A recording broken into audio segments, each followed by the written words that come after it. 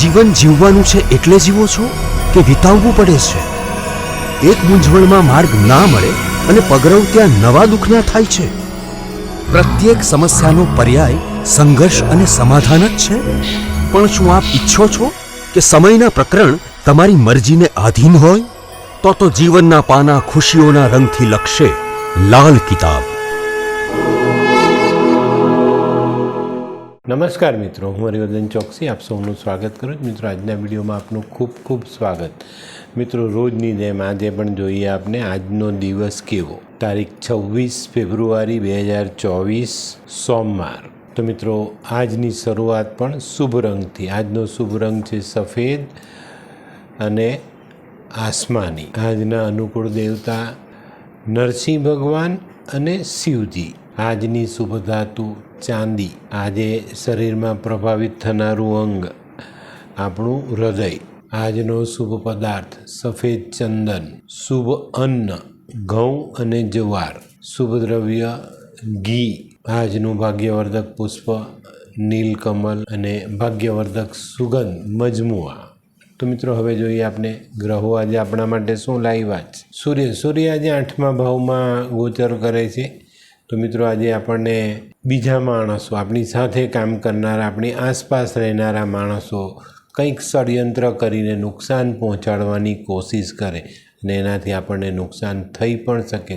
જેટલી સાવધાની રાખીશું એટલો સારો ફાયદો મળે. આજે ઝેરીલા પદાર્થોથી દૂર રહેવું આપણા ફાયદામાં રહે. આજે મિત્રો, સરકારી એજન્સીઓ આપણને તકલીફમાં મૂકી શકે છે, તો અહીંયા પણ આપણે સાવધાની રાખવી જરૂરી. ચંદ્ર આજે 12મા સ્થાનમાં ગોચર કરે છે. તો મિત્રો, આજે આપણે આપણી પોતાની વાણીનો ઉપયોગ સમજી વિચારીને કરવાનો છે.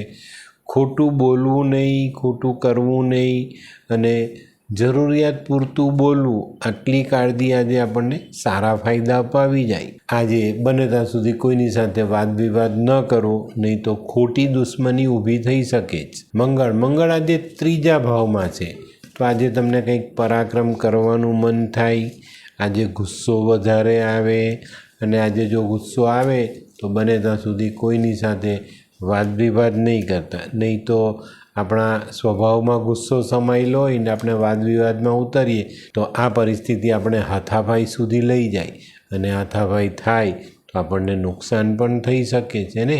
આજે કોઈની પાસે ખોટી આશા અપેક્ષાઓ નહીં રાખતા, નહીં તો એ તમારી બરબાદીનું કારણ બની શકે. આજે કોઈ પણ કામ લખાણ કર્યા પછી આગળ વધારશો તો બચીને રહેવાય.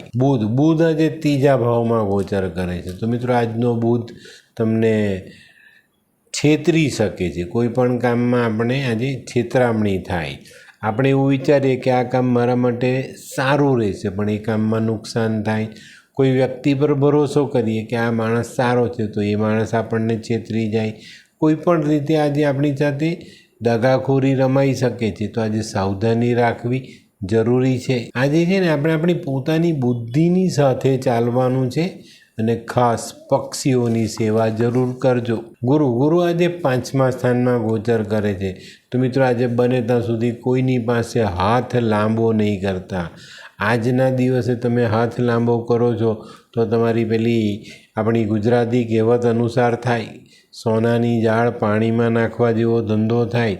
આપણી પોતાની જે છાપ છે, ઇમેજ છે, એ આપણી ધોવાઈ જાય. આપણે ચોક્કસ રીતે આપણી જગ્યા પર બરાબર હોઈએ, પણ આજે જો કોઈ પાસે માંગીએ ને તો એ માણસ એવું વિચારે કે ભાઈ આની પાસે તો કંઈ છે નહીં, મારી પાસે માંગવા આવ્યો. તો આજે સોનાની જાળ પાણીમાં નહીં નાખતા. શુક્ર આજે 3જા સ્થાનમાં ગોચર કરે છે. તો આજે વેપારમાં, નોકરીમાં આપણે કામ કરીએ એના પ્રમાણે આપણે મહેનતાનું મળી રહે.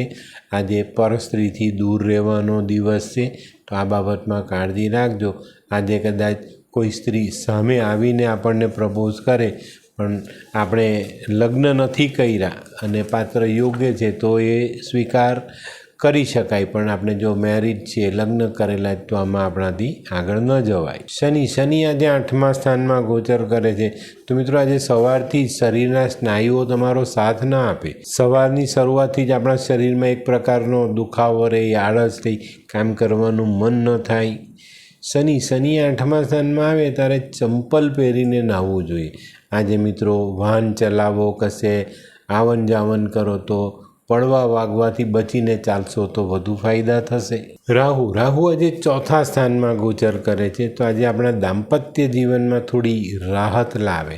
4થા સ્થાનનો રાહુ ચંદ્રના સ્થાનમાં હોવાથી ક્યારે તકલીફ આપતો નથી. આ વાત જ્યોતિષની દ્રષ્ટિએ ચોક્કસ રીતે ધ્યાનમાં રાખવી જોઈએ. આજે તમારા ભૌતિક સુખમાં વધારો થાય. કેતુ આજે બીજા સ્થાનમાં ગોચર કરે છે, તો મિત્રો આજે ધન કુટુંબની ભાવમાં થોડું ટેન્શનવાળું વાતાવરણ આપણા જીવનમાં આવી શકે છે. આજે સરકારી અધિકારીઓ સાથે વાદ વિવાદ ન કરવો, નહીં તો ધનહાનિનો યોગ બની શકે છે. આજે જે લોકો દલાલી કરે છે, કમિશનનું કામ કરે છે, એ લોકો માટે દિવસ સારો. મિત્રો કૂતરાની સેવા અચૂક કરજો. ખાટી આંબલી, કેળા, લીંબુ આવા ફળો દાન કરી શકાય. તો મિત્રો આ તો તમારા માટે આજનો દિવસ કેવો એનું સંપૂર્ણ વર્ણન. આજનો વિડીયો ગમ્યો તો લાઈક કરો, શેર કરો, યુટ્યુબ જોનારા શેર કરે અને સબસ્ક્રાઈબ કરે. હું હરિવર્ધન ચોકસી સૌની રજા લઉં. ફરી મળીએ નવા વિડીયોમાં નવી જાણકારી સાથે. તો ચાલો બદલીએ જિંદગી. નમસ્તે.